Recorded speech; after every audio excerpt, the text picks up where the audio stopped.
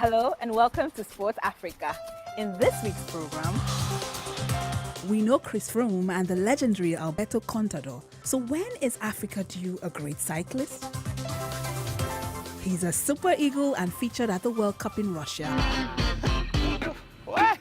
But could Brian Idowu become Nigeria's new rap sensation? If you're thinking of a sport that holds water, try underwater hockey. From outside it may look very chaotic, but it's actually organized chaos. Meet the long-distance star whose best reward came when she quit settling for less. When I got close to the line, I didn't believe that I'm the Olympic champion. I was jumping. It's the race for Africa's biggest sport expert, who will be crowned our latest BBC Armchair Expert.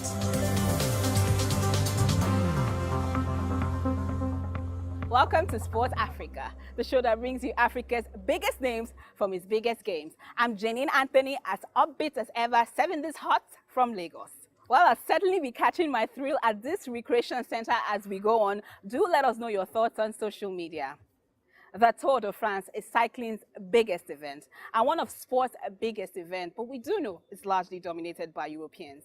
African cyclists have been trying to break that mold and have been largely tipped to do so. So this week, we're asking, what's happening to Africa's cycling revolution?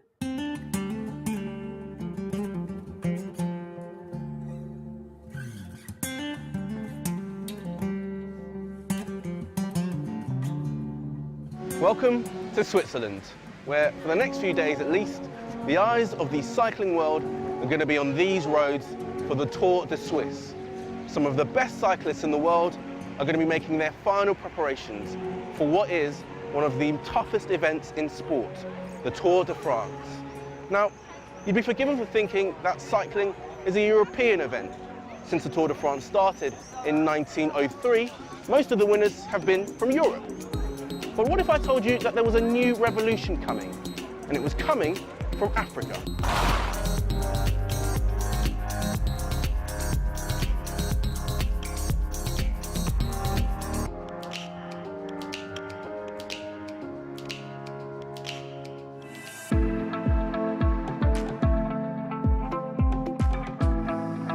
African cycling.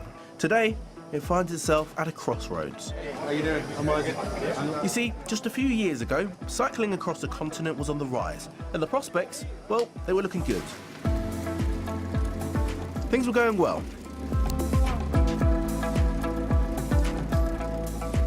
In fact, things were going really well.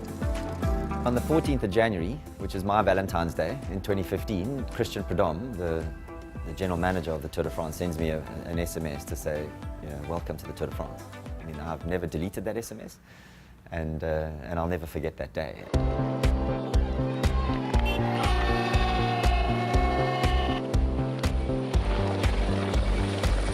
"2015 was a big moment. MTN Quebecer, now Dimension Data, racing the Tour de France, becoming the first African team to do so. African cycling looked to be headed for glory. Not only that, but there was even more history to be made. 2 Eritreans became the first black African professionals to race in the Tour.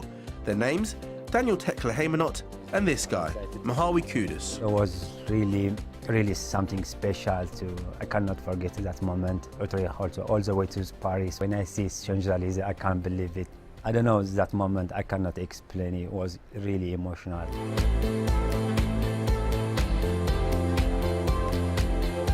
Mahawi meant business. Since then, he's finished second in the stage at the Vuelta a España, one of the standout races in the calendar. Oh, and he's only 24, so who knows what's next? Can you imagine yourself one day wearing the yellow jersey at the Tour de France, and what would that be like? Yeah, definitely. This is my dream, to wear that yellow jersey. Doesn't matter how many days you wear all the tours, but just I would like to wear even one day. If I wear it, so I'm gonna be proud. This is my biggest goal, to wear that yellow jersey.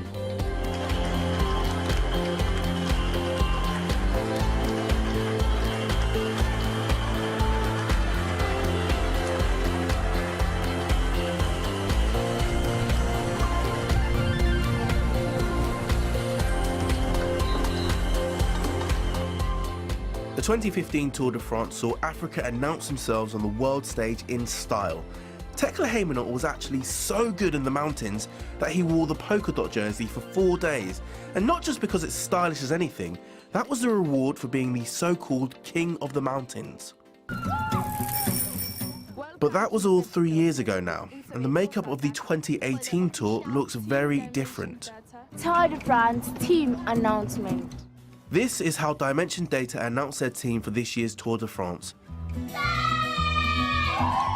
A team that features just 2 Africans. Reinhard Jontse van Rensburg and Jay Thompson from South Africa. There are 2 more African riders elsewhere, which takes this year's grand total to 4 Africans riding in the Tour de France. A come down though from recent years.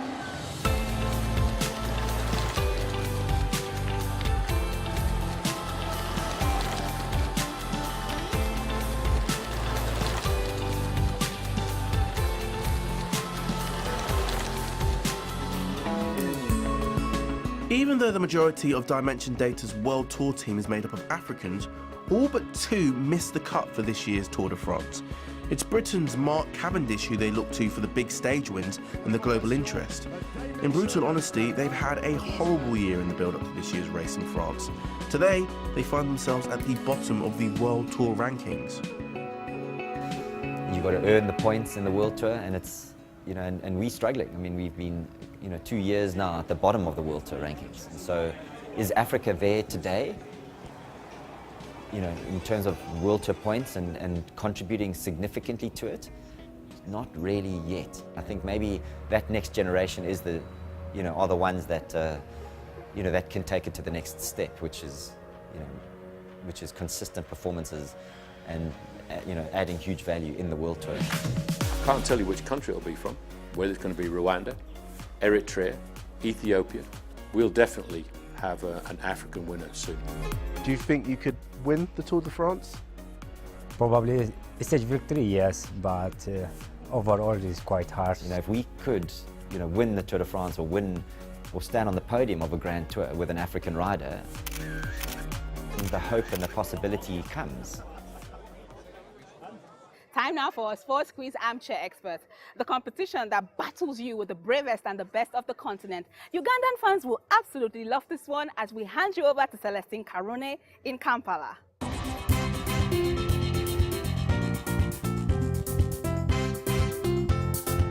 Hello and welcome to Armchair Expert. This week we are in Kampala, Uganda, and we will be talking about Rugby World Cup Sevens, the world's toughest cycling race, the Tour de France, and world tennis. Let's meet our contestants. Hi, my name is George Senkatuka, the biggest Manchester United fan in Uganda. You can call me the Ugandan Red Devil. Hello, my name is Daphne Kamurunji, the only citizen in the land and a lawyer. And those are our contestants. Now let's look at the rules for round 1. Round 1. It's simple. 30 seconds each to answer as many questions as possible on what's going on in the sporting week. Guys, are you ready? Ready. Well, we will start with you, George, and your time starts now. Which tennis competition is known as Roland Garros? The French Open. Who are the 2018 World Rugby Sevens Series winners? South Africa. Name 2 African countries that are competing at the 2018 Rugby Sevens World Cup. South Africa and Kenya. Which Ugandan athlete won the 2012 Olympic gold medal for the marathon? Pass. Stephen Kiprotich, how many teams competed in this year's FIFA World Cup? 32. Yes, and time is up. You actually did get 4 questions right. Let's see if Daphne, do you think you can beat that? Fingers crossed. Well, your time starts now. Who is the male winner of the 2018 French Open? Rafael Nadal. Correct. Who are the reigning Rugby Sevens African champions? South Africa. Wrong. Uganda. Which country won the 2013 Rugby Sevens World Cup? 2017. 2013. Pass. New Zealand. Which are the 2 gold medals that Joshua Cheptegei won this year? 10,000 kilometers and 5,000. Correct. Who did Serena Williams beat in her first Wimbledon final? Venus Williams, Amelie Mauresmo, or Justine Henin? Justin. Wrong, Venus Williams. Told you I don't know anything about tennis. You got 2 questions correct. Well, let's see how the scores stand after that first round. So George is on 4 points and Daphne on 2 points, and that's the end of round 1. But guys, there's still a lot more to play for later in the program. Defender Branido was shot to prominence at the just concluded FIFA World Cup in Russia. He's a man of many skills, but if he wasn't a professional footballer, did Nigeria maybe miss out on its very own Tupac Shakur?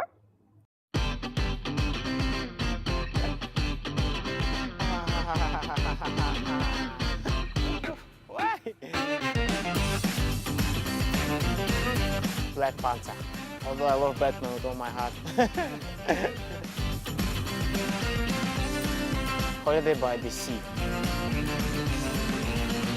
I just hope I get Wi-Fi service and I take my phone water. I don't need anything else. Mostly rap or R&B.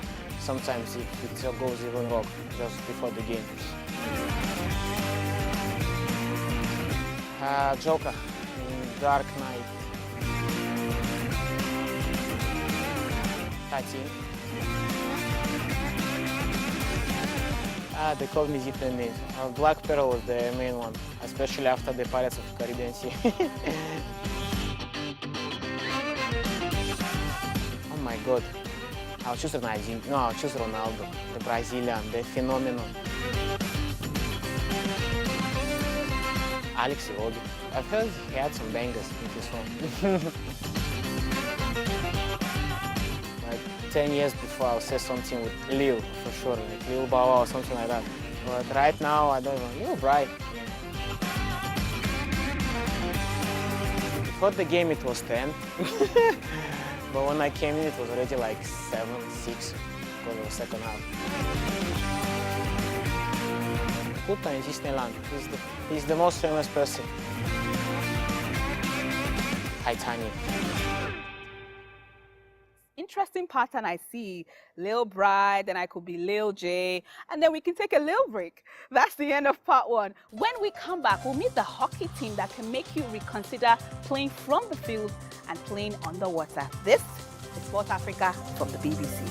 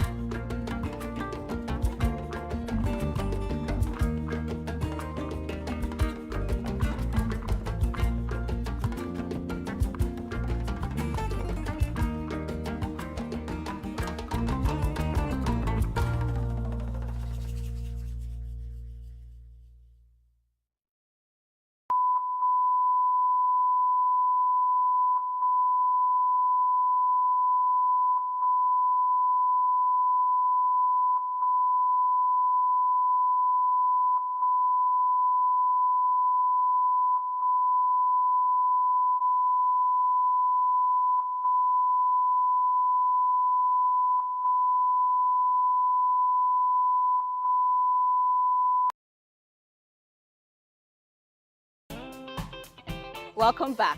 When you're faced with difficult tasks, you may feel like a fish out of water. But not these hockey players. They are certainly a big fish you can find in the water, comfortably playing a sport that South African women's national team are the #1 ranked team at elite level. Now, this is one of the few sports where women and men can play as a mixed team. So let's meet this fascinating underwater hockey team.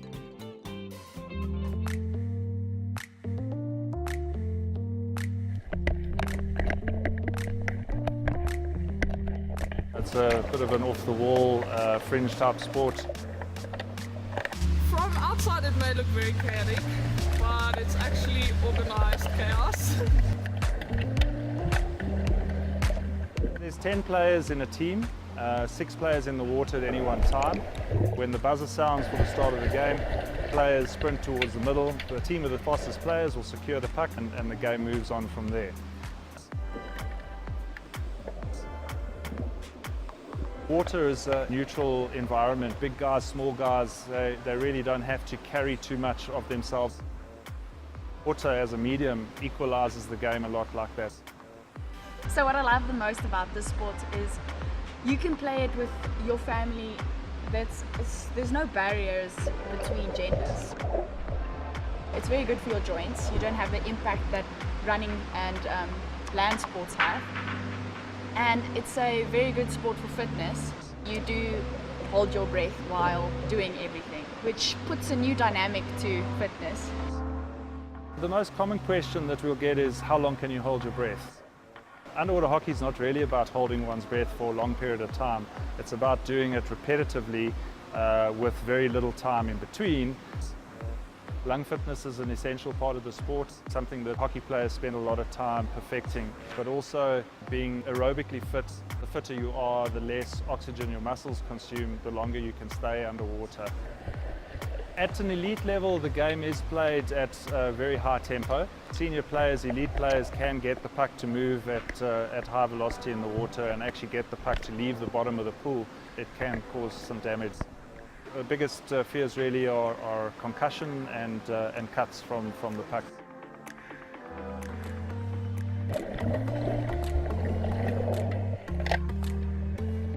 South Africa has about probably around 1,000 registered players. It's played at club level. Once a year there's an annual tournament where all the clubs get together and play each other. Underwater you can't speak. There's a degree of understanding and telepathy almost between the good teams. There's a real good bond and understanding of each other, and that really is an advantage. Time to return to Celestine with armchair expert on the way.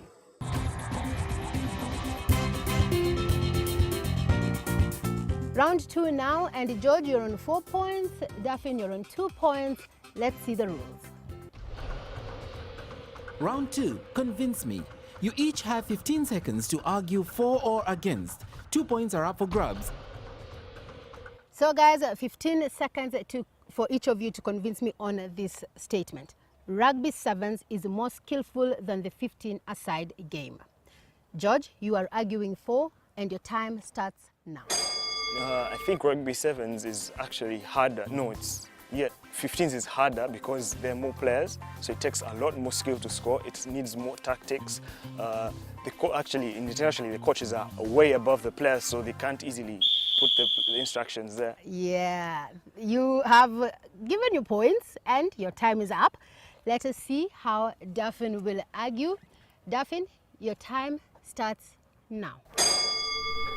7 minutes, 7 players, 2 minutes of resting. I mean, what can be more fun than that? Okay, and you have finished your argument before time. And so the contestant who convinced me, it's not really that tough. I think I'll give it to George. George, you get the 2 points. You had more points on your list. And so that means George gets the 2 points. Let's see how the scores stand after this round. George, you are on 6 points, and Daphne, you are still on 2 points. But not to worry, there's still one final round where you can make up for it later in the program. Remember that popular saying amongst women where one is always the bridesmaid and never the bride? Well, we have a real-life one. It was at the 5,000-meter final in the 2016 Rio Olympic Games, and this was days after Vivian Cheruiyot once again came second behind Ethiopia's Alma Zayana in the 10,000-meter final. However, this Kenyan turned that silver heartbreak into gold.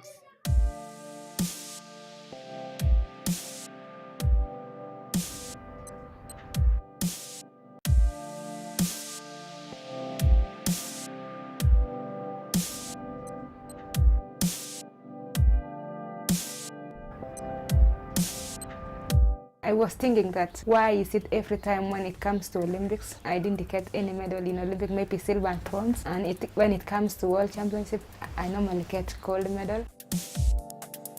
Alma Zayana from Ethiopia was the favorite because she was already won the 10,000 and everybody was like, she's going to do the double. I was asking myself a lot of questions. My shape for 2016, it was the best shape ever since I started my career in athletics. Usain Bolt is a great friend of mine, so when I was jogging along the warm-up area, we just greet each other, and what he told me is just go, success, go and do your best. I think it was a sign of a blessing because he has been an Olympic champion for those all years. Alma Zayana from Ethiopia, she likes running in front. I hear the commentator saying that Ayana, she's running 72 per lap and we were running 68 per lap, and I was saying that we are faster than her. So it means gaining the pace. When I was almost catching her, I was like, am I going to catch her? Because it was like 3 laps to go. When I caught her, I had that energy, that power to go. When I got close to the line, I didn't believe that I'm the Olympic champion. So I was jumping. I was like, maybe I didn't finish the last lap or what. I dedicated that gold to my son, Alan Kibrono. I was so happy. Winning an Olympic gold medal is my greatest sporting moment.